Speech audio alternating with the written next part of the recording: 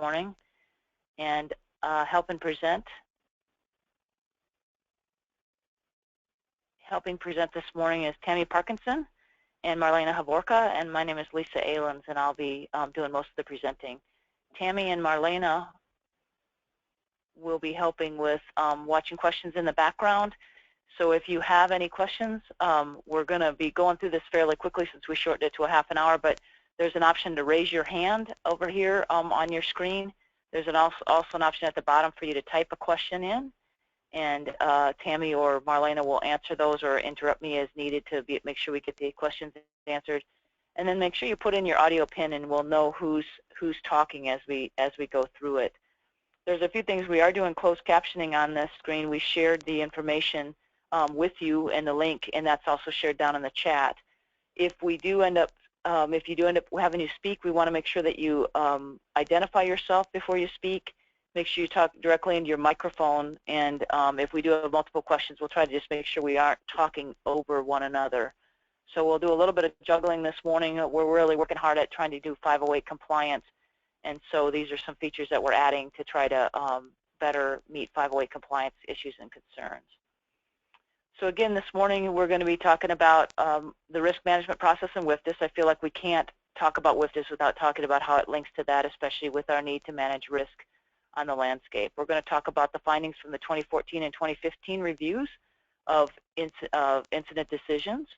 We're going to talk about how those reviews tie to spatial fire planning and how moving to spatial fire planning can benefit the agency administrators or the units making decisions.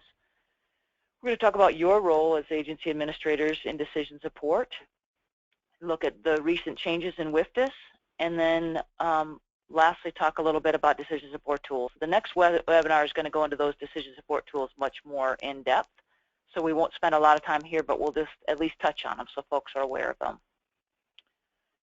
So as written in policy, currently we need to make sure that we're analyzing risk, communicating that risk, and managing it related to costs of doing business, essentially. So WFDS has been designed to support that analysis and support that decision making. Everybody's heard of various risk decision models. I just want to reemphasize that WFDS is based on a decision model. If you look at on the left-hand side, the structured decision model is just a very simple process. You frame your decision, or you identify an issue, you frame it, you analyze it, you make a decision, and then you implement that decision and you monitor it. The risk management cycle was written up in a GTR a couple of years ago, and that's been attached to this webinar for you to download if you'd like it. But it's the same thing. It's just a little bit different step process in that you gain your situational awareness once you identify the issue. You assess that, you provide risk controls, you make a decision, you implement it, and then you go back and evaluate it, and that cycle continues on and on as you go back and forth. If you look at those steps in WFDS, they're very similar to that. They just go left to right, but essentially you have a situation, you assess it, you write objectives and a course of action for that, you figure out your cost, you make a decision, and then you go back and you evaluate it. And all of those things are happening concurrently. Although it's set up somewhat left to right, you go back and forth between those different phases as you go. WFDS is designed to be that kind of strategic level planning, and then we know on all incidents there's additional planning that's going on. You know, you have your incident management team that's doing your IAPs and the 215As and your 214s, all of those documents. Then you have that operational level planning that starts implementing those and looking at that incident action plan as well. And then you have that time sensitive, and your firefighters that are out on the ground continue to do that same process we talked about. No matter what level of the organization you're at, you're going to be dealing with those processes and just addressing them at a little bit different scale as you go through. So skipping now, we're going to first talk about the reviews that we found, because I think it sets the stage very well as we start diving into WFDS. Tim Sexton and Tom Harbour had a conversation in the spring of 2014, and essentially what Tom was finding as he reviewed the reviewed decisions was that objectives were being written so generically that they could apply to any fire on the landscape, and they were just kind of interchangeable rather than having them be specific to the fire. And what we found is that if they're that interchangeable, perhaps there's miscommunications between the line officers and the incident management teams coming up, because nobody really knows exactly the why we're doing things.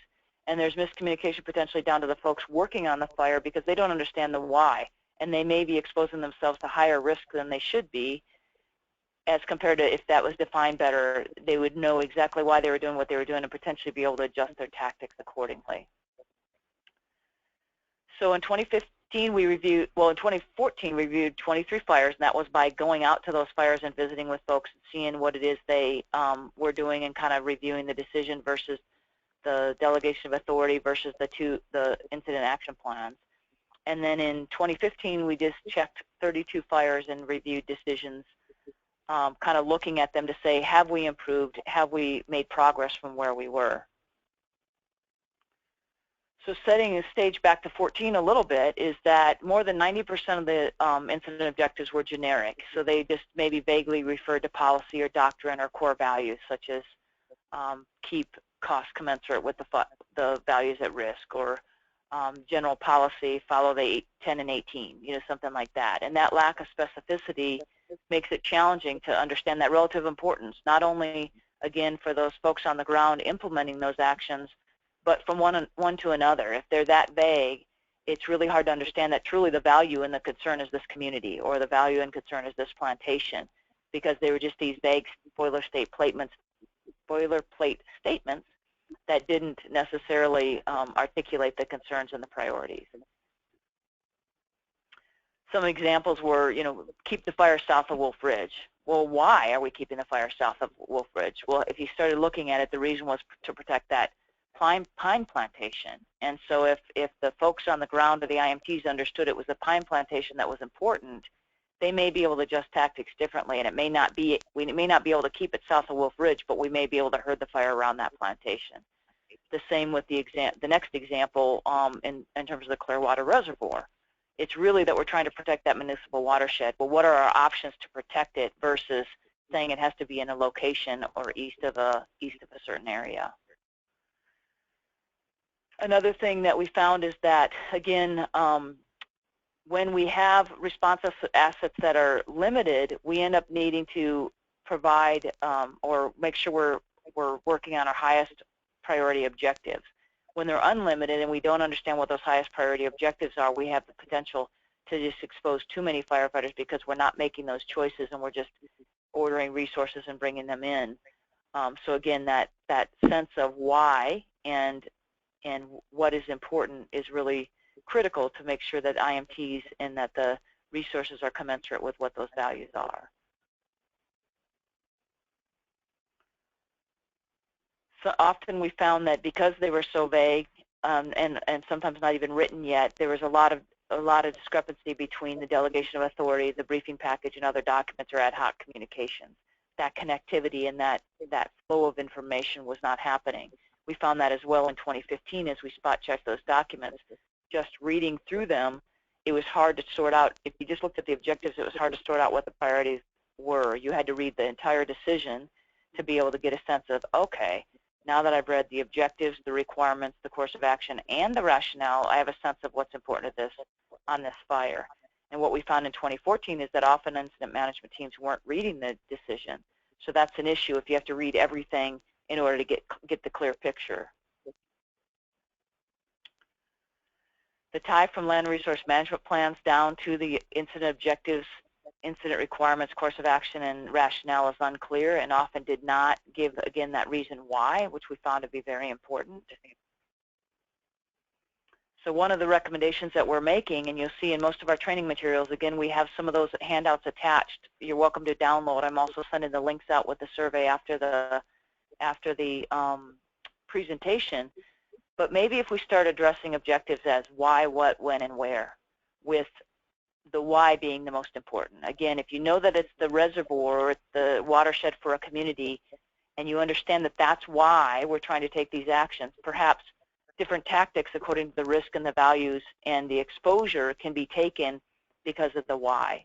Versus when we didn't know that or they were vague, it was hard to necessarily change tactics or adjust according to what the issues and concerns were. So another example is minimize the size of the fire. We saw that continually. I think we saw it a little less this year when we reviewed them. But what does that mean exactly? So potentially it gets rewritten as the one in italics to really give it a sense of why we're trying to keep this fire as small as we can.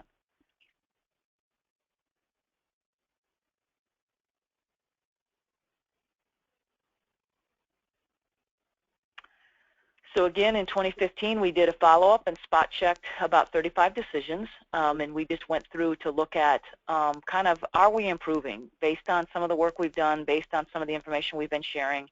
We talked a bit about this last spring in our agency administrator refreshers. We've talked to IMTs about it. We went out to many of the GACs to meet with their incident management teams, and we did find that generally there was improvement in the decisions that we checked this year. There's room for more, as we can always, we always know with anything we're working on improving, there's always better ways and different ways to do it.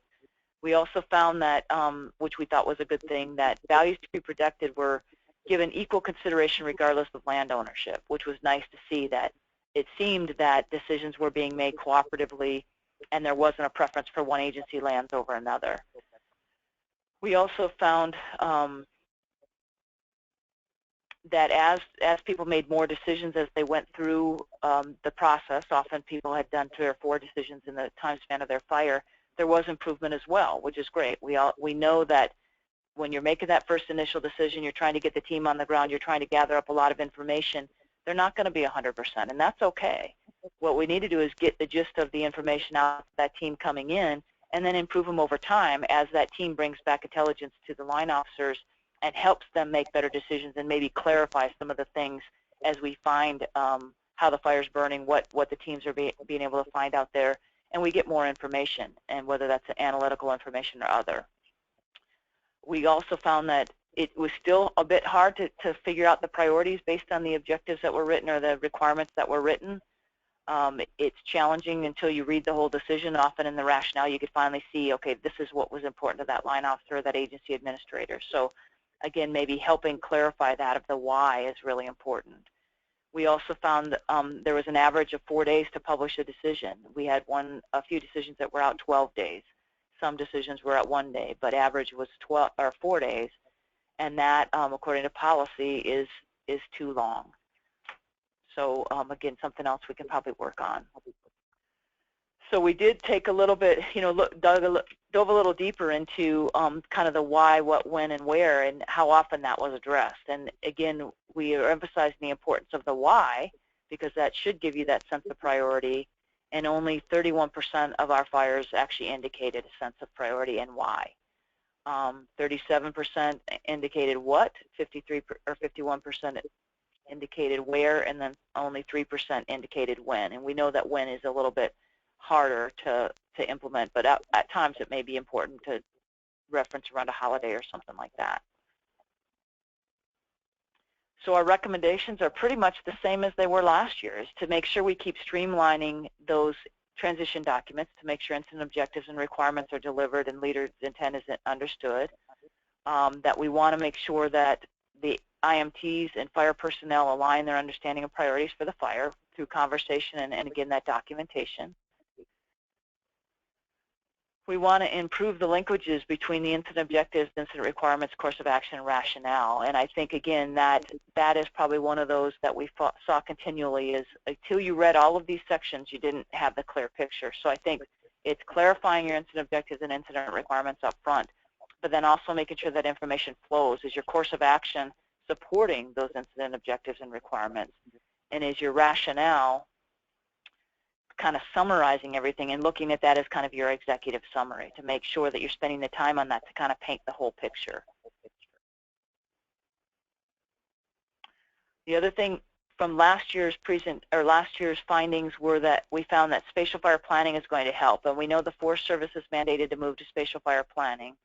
Some of the interior bureaus are also moving to spatial fire planning, but we feel like it provides an opportunity to spatially represent the pertinent wildland fire information or wildfire information in your plans. This is kind of a quick example of it, but essentially if you draw that purple planning area around the fire, what you'll see come in your decision space is going to be the things within that purple polygon, rather than, for instance, this critical trout supply or critical water supply and trout area down here in the lower corner. you won't have to address that in your decision because it won't come in if it's not spatially within that purple boundary. So the idea there is that you truly get information that's important to your decision brought in immediately rather than having everything that happens within your whole FMU brought in, and some of it may or may not be applicable. So, you know, the hope is that spatially representing that information is going to help decision makers kind of narrow down all that information, be able to focus on those incident objectives and requirements that are pertinent to the fire, and then be able to describe a better course of action and rationale based on that information. So your role, I think it's a very important one. We just talked about kind of our findings, and your role is to clarify that information. So you need to understand the situation, whether it's spatially represented, and we'll look at a few tools to help you with that, or your knowledge because you've been on that unit for a long time, whether it's your input from your fire management officers and your staff. But to understand the situation you have at hand and develop those good incident objectives and requirements that tell those teams or your fire management officer or your unit personnel what's important to you and why, and then what those incident requirements are, what's mandated by law, or what those sideboards are, so they know kind of what your leader's intent is. And through that, those incident objectives and requirements, your course of action can be developed to further that leader's intent. So again, you need to provide that leader's intent, what you want to happen on this fire. Obviously, we can't all do it alone, you know, relying on your fire staff, relying on your resource specialists, relying on the incoming incident management team to make those adjustments and changes as you go along is really important. And then again, the last thing is to provide that rationale. I know many folks have your staff help you write up that rationale, but that is where you as a line officer really need to make sure that you're articulating what did you consider, what were the concerns out there, and why you made that decision that you did.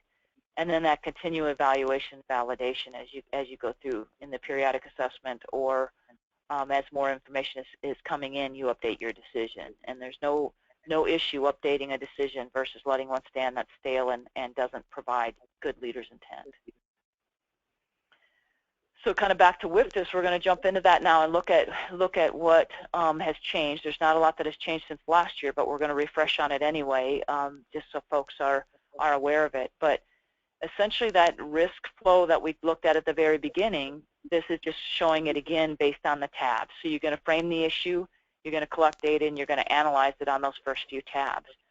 You're going to do your assessment, your risk control, your benefits analysis, and start making your decision or that course of action on those next few tabs. And then you're going to document and record the situation, and then you're going to evaluate it. So again, essentially it's that same risk management flow. It's just looking at it kind of in the WFDSS paradigm. A couple of tabs were added last year that you wouldn't have seen before if you haven't been in there. And one is the assessment tab up here at the top. That really gives you a chance to go more directly into how you're assessing the situation. And then the cost tab, it was added last year as well to be able to look at costs. So again, no real significant changes. I want to talk a little bit about incident groups. Those actually came out in 2014, but it's a little known thing out there that I think is really helpful when you're dealing with multiple fires on your unit. Again, we talked about the assessment and the cost tabs. We're going to look a little bit at the default decision editor. We're going to talk about the checklist that needs to be completed. Want to spend a little time on the benefits and course of action slider bars, and then the relative risk risk and complexity analysis. I'm sorry, the old relative risk and organizational needs assessment. So we'll look a little bit at those as well. So groups. The thing to know here is there's a tab up at the top that provides for groups where you can put together a group of multiple fires on your unit or fires burning on adjacent units, and it gives you a chance to be able to look at those fires at the same time. You used to have to look at one fire at a time, and you wouldn't necessarily notice that one MAP overlapped your MAP, or that perhaps these fires were so close to burning together, maybe we needed to start doing a decision for both of them together, or perhaps talk to each other. So this is a way that's really beneficial when you're dealing with multiple fires on your unit again or on adjacent units, to take a look at fires. And if you haven't been in there to take a look at them, spend a little time or ask your FMO or somebody who knows WFDSS better to provide you a group so that you can more easily look at the information. The new decision editor, you still find it in the decision tab. but it kind of pages through like a book. And then we're going to go through these fairly quickly, but essentially each one of these vertical slider bars are a page in the book that you turn. So that when you open it up, come into this decision requirements page, which essentially tells you what do you need to do to be able to publish a decision. And most of your staff are probably going to spend their time looking at this, but if you as a line officer are trying to figure out when you can publish, that's a good place just to kind of take a quick look and see what you've got done and what maybe needs to be done and where you might be able to provide input to your staff. And then essentially you page left to right. So this next tab shows you the incident information, and again just shows you what comes into it. There's a view section button right here that if you want to see what the published decision will look like, you just click on that and you'll see that in all the tabs. So page to the next page, you can look at your weather information, and content can be added here. You can look at modeling that has been put in, and the content can be added there. So again, if you see in this, it's almost, again, we're just paging through it one screenshot at a time. The next one is risk, and that's where your relative risk information can be filled out, and you could take a look at what was put in here in terms of risk on my fire. And page through the next page, you can start looking at benefits. And there's now a benefit slider. So in the past, you had to kind of weave benefits in somewhere in your decision. Now there's a specific tab, so you can be mindful about, are there benefits we're obtaining with this fire versus trying to figure out where you would insert that information. So these risks and benefit tabs are just a little more discreet. It allows you to break that information out better and allows you to go directly to some of these tools rather than having to exit the decision editor and go to the left-hand menu. So they're a lot better linked back and forth so you can complete them. Also in the risk tab, there is a risk table put in there to be able to add values and be able to look at, I know some units do a risk table where you can list each value and then the probability of the fire impacting them. So that was added last year. Paging again to the next one is the objectives tab. And again, whether you put the objective slider bar, I'm sorry, whether you put the objectives in the tab up on the top or the objective slider bar, they'll reflect each other back and forth. The same with the course of action. As you go through and complete the course of action, it will be reflected up on the tabs at the top. And that's really helping for that clarity. You don't have to do everything in the decision editor. You don't have to do everything in those bars.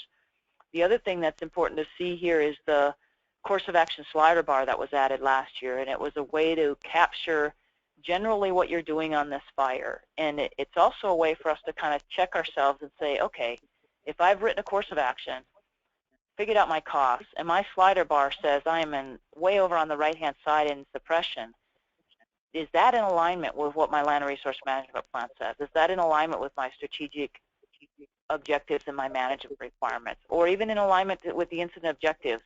Or do I have potentially conflicts in my document in terms of the approach I'm taking compared to what the land and resource management plan says I should do and what I've written in the rationale? So it's kind of a good way to just kind of compare and stop and pause and think about it as you set up that slider bar. It's not a requirement, but it's a good way to kind of capture where you are in the scheme of things and tie things together. The next one is a cost. Again, there it's reflected back and forth. And then the last one is rationale. Again, we just kind of paged through the book. And the rationale gives you some kind of ticklers to think about in writing that decision or that rationale. And we really are encouraging folks to start off with my decision is, and then explain what your decision is, and then the questions down below are the why. Because it's really important to make sure that when you read the rationale, you can tell what's going on with that fire. Often we read a decision and we couldn't tell you what the intent was with that fire. The next thing I just want to talk quickly about is the organizational needs assessment. This is the old one, and the black box, quote unquote, used to give you the answer based on how you filled out your organizational needs assessment and relative risk. The new one gives you more of a bar chart showing what it is you selected, and then you decide the team type. It's showing it in comparison to the team types, but it gives you the opportunity to say, okay, in this example, I am going to go ahead and order a type 3 team, let's say, because the two things that show up as moderate are a big enough concern that I want to. One is the duration of the fire, and I know we don't have the local resources to handle this, and then maybe 2 is the external influences. This is a political enough fire, I need a type 3 team managing it versus just one of our local type 4 ICs and them having a lot to deal with. So again, it just gives you a different way to look at it, but you now are responsible for determining what your team type is going to be. The quote-unquote black box doesn't tell you anymore. So where to get that information? I'll talk a little bit about those decision support tools, and this is just a WFDSS screen capture. It looks to where you can gather information, on the situation and the assessment tabs, now that the assessment tab is there, and where you provide your leader's intent, again, is really important in that objectives, course of action, and in the decision rationale section. The other place is in that periodic assessment. It's a really good way as you go in to validate your decision every day or every 2 days, 3 days, whatever that time is, to revalidate that leader's intent if you need to. I'll caution you, though, if you're changing the intent from what your decision says, we need to publish a new decision. But it's a great way to kind of keep those notes, discuss changes in the environment or things you're considering as you're looking to new decisions or the fire changing. Situational awareness, again, is the pop-up map or those decision support tools. Take a look at that map. There's a lot of information in this left-hand menu that can help you gain situational awareness and help you learn and understand that environment. So the pop-up map, you can hit the icon over here and the map will pop up, or you can look at it in the situation tab, either one. There's a real advantage to having that map open, though, in another screen or to the right where as you're reading the document, you can kind of reference your map and look at it. So having multiple screens open at the same time is really helpful. Take a look at your values inventory. Again, it's not a decision support tool per se, but looking at what WFDSS says you have out there is a good way to just kind of validate. Did I forget about a communication tower? Did I forget about this agency land or where the wilderness boundary is? And just a good tickler and a refresher in terms of what do I need to consider in this decision and what's important. Decision support tools specifically are, I have just a quick screen capture of FS Pro to give you a sense of where fire spread probability, to give you a sense of where this fire might burn on the landscape using probabilistic weather scenarios over time. And so I'm sure many of you have seen these, but it gives you a probability of the fire touching those certain areas based on these color bands. So you can start looking at where your values are as compared to the probability of the fire getting there. Just of note is that's with no suppression actions being taken on the fire. So it's just letting the fire burn over time based on those scenarios. But it gives you a sense of where your concerns are as a line officer. The example on the bottom is a deterministic model. It's using forecasted weather, on the bottom right there, using forecasted weather. In this example, they were concerned they were having spot fires kind of on the north end, as you can see that fire perimeter there, and there was a wind event forecasted. So this model was run to say, if we lose a spot over the line and that wind event hits, what's going to happen to those communities out in front of it, all those black dots? And that was the projection for that wind event.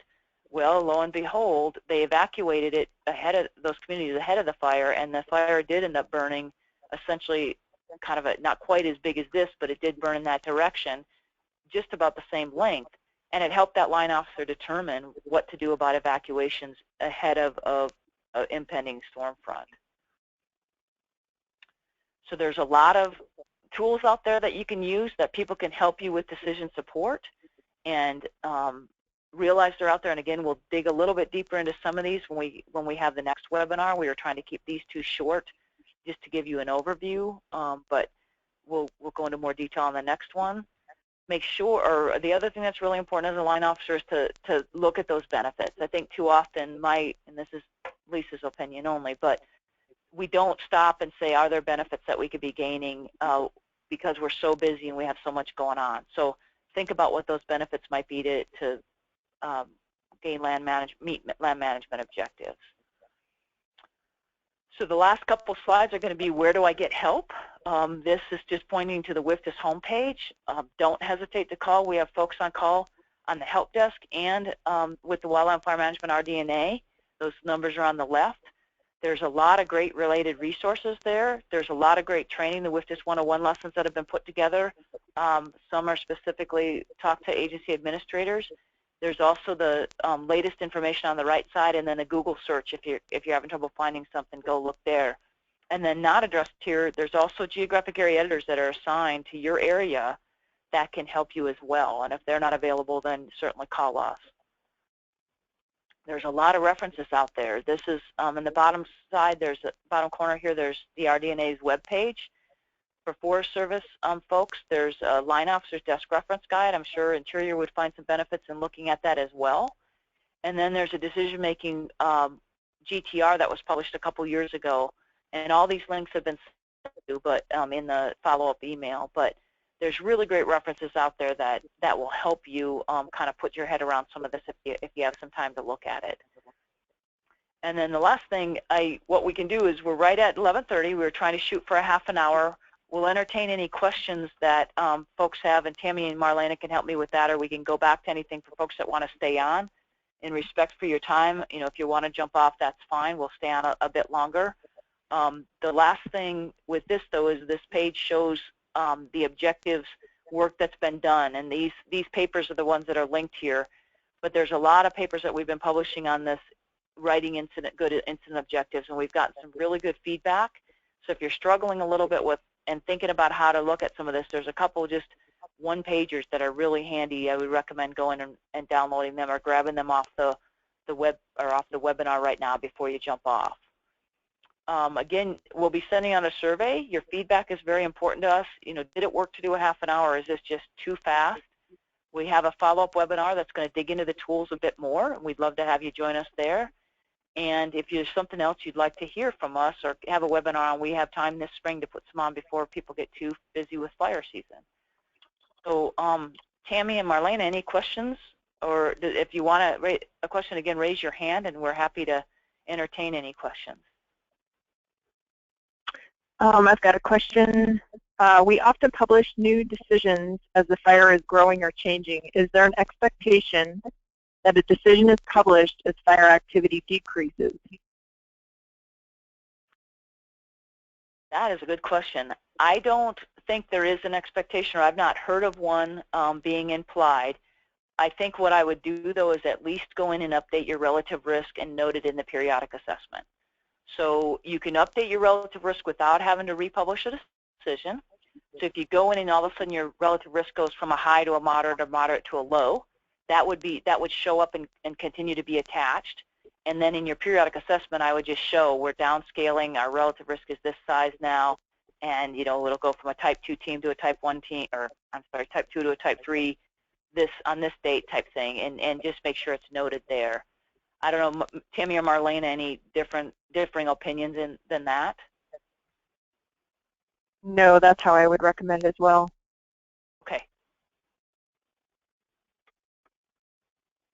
Any other questions? I got another question here. What causes the delay in the publication of the initial decision?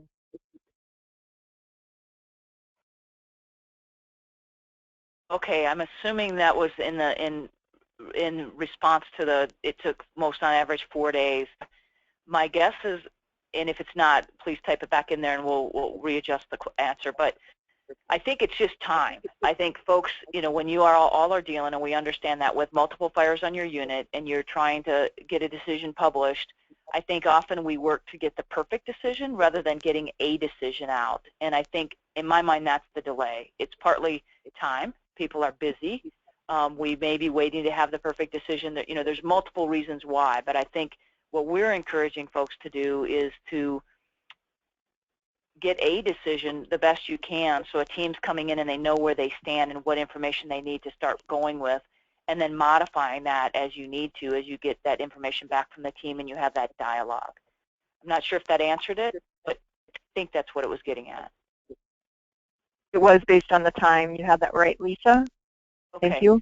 And then if I could just add one more thing to that, is that we also are working on, the RD&A has been working on a briefing package and kind of a whole briefing package for in-briefing that starts with a delegation of authority, the leader's intent memo, and maybe a different way to brief using WFDSS as a foundation to maybe help streamline some of the work you're doing and be able to front load a lot of the information ahead of time. And that's going to be test driven this summer with the hope getting good feedback, modifying it, and maybe adjusting that in the future. So maybe you can do the work once and have your fire staff do the work early in the season and be able to reutilize it rather than always the scramble that we have, because we realize everybody's busy and this is a lot of information that folks need. We're also working with the NEMO teams to start trying to get more streamlined with the strategic risk assessment that they're doing, and get it all in one decision instead of you all trying to maintain multiple documents. I think at one point I counted 6 documents people were trying to maintain, and that is just too many. So we're doing some work on that as well based on our findings from the reviews the last couple years. Okay, another question, Lisa. Is there an opportunity to receive specific feedback on decisions that were reviewed in 2015? Yes. If you give me a call or send me a note, I can let you know if your decision was reviewed, and then I can go back in and look at how we reviewed it and give you some feedback. We'd be happy to do that. So just let me know without knowing exactly what. I can find out from Tammy who sent that comment, and I can go direct with you. But yes, we'd be happy to help with that.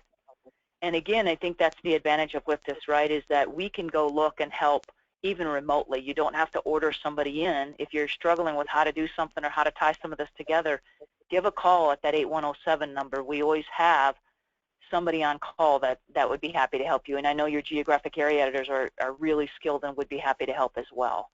So we can kind of tag team and help each other, make sure we can give you the support you need.